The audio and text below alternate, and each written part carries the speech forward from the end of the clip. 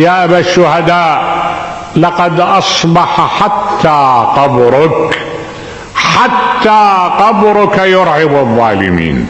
وهل استطاعت الليالي والأيام أن تخمد ذلك الصوت، أن تدفنه في عفر التراب؟ كلا وألف كلا.